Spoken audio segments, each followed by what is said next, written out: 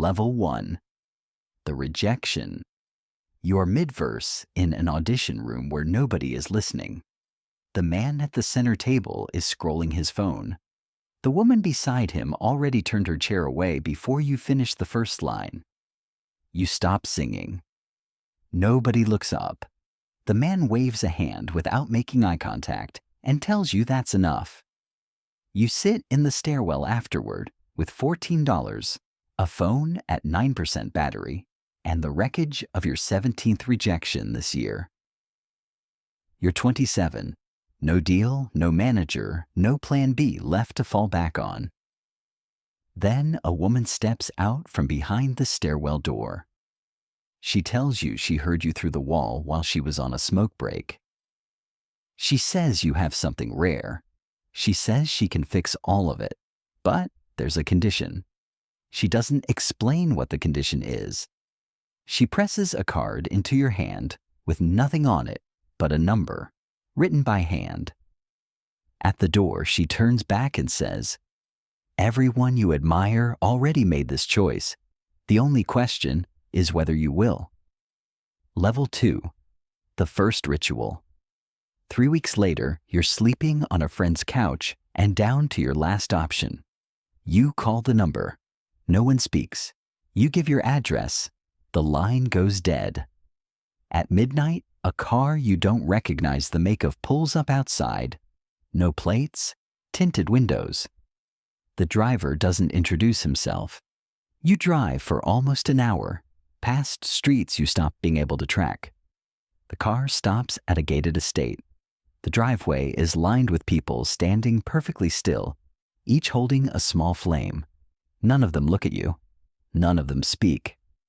Inside, stone floors, low arched ceilings, a circle of candles arranged on the ground in a precise geometric pattern. Figures in plain robes stand around it, heads bowed. You realize, watching them, that this isn't theater. No one here is performing for anyone. A voice from somewhere in the circle asks if you are willing to give yourself over completely. You don't feel like you have a choice anymore. You step inside the circle and say yes. Walking back to the car afterward, nothing around you has changed, but something in you has. You understand without being told that you've crossed something that doesn't reverse. Level 3. The Handler. A record deal appears within the week. You never sent a single demo. The contract runs 38 pages. You sign it without reading past page 6. That same night, a man appears at your door. He shakes your hand like he's known you for years. His name is Marcus. He explains calmly that he now manages your schedule, your relationships, and the list of people you're permitted to speak with publicly. He slides a flash drive across your counter.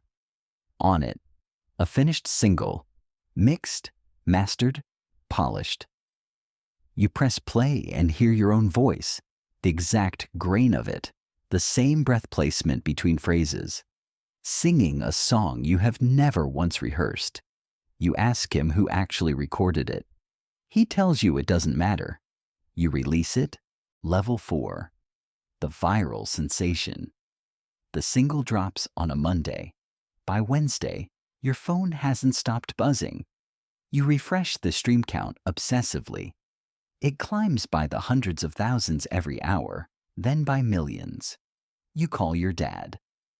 He's quiet on the line for a long moment before his voice breaks.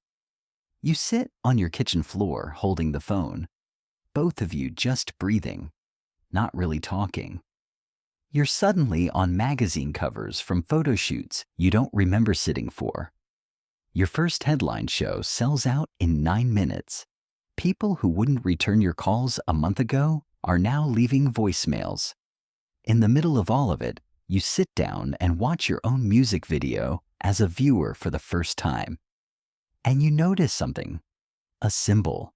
Angular, deliberate, repeating, woven into nearly every frame.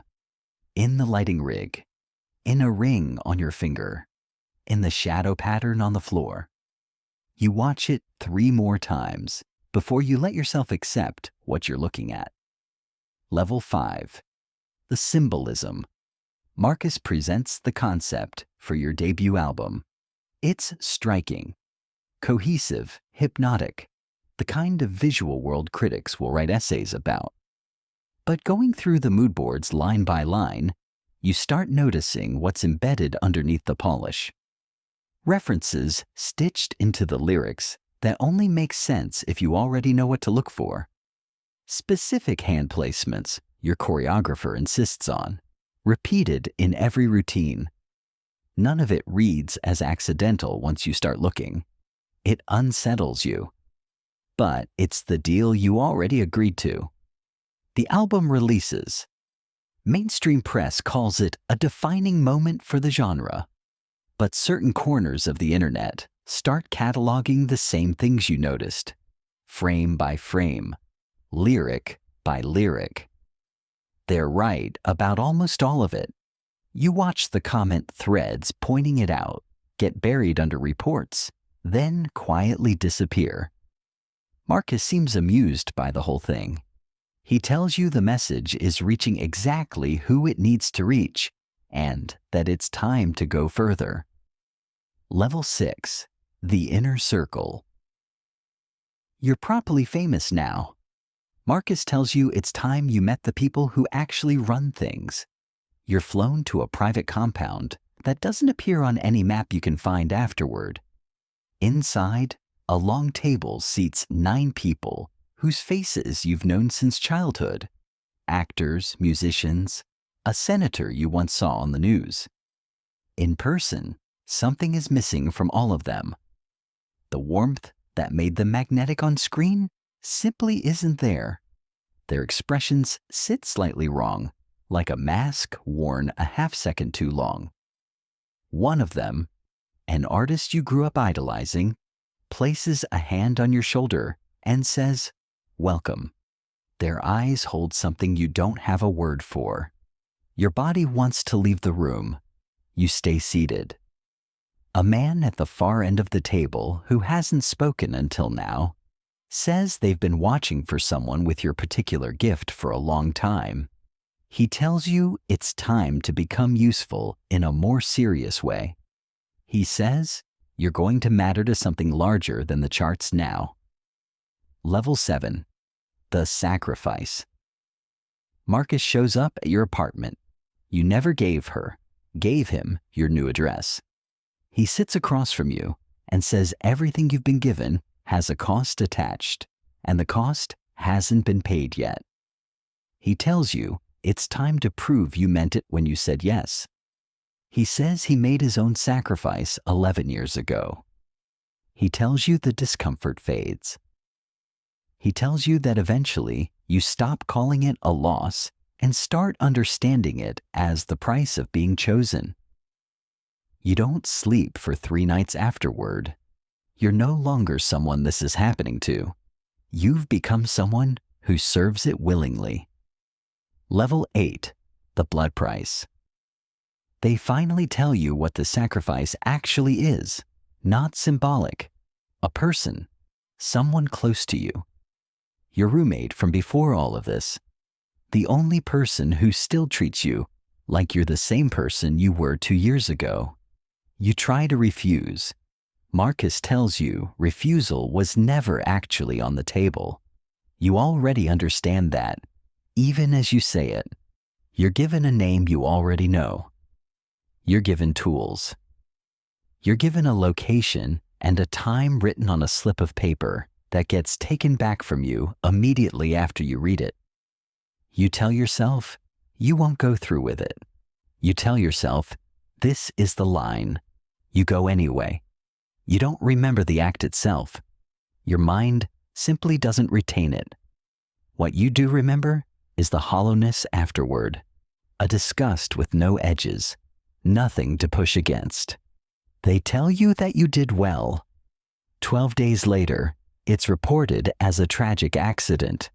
No one looks twice in your direction. No one ever will. You traded a person for a career. That's the actual exchange rate, and now you know it. Level 9. The transformation. 12 days after that, something shifts in the studio. Music comes out of you that doesn't sound like anything you've made. Doesn't sound like anything you've ever heard, period.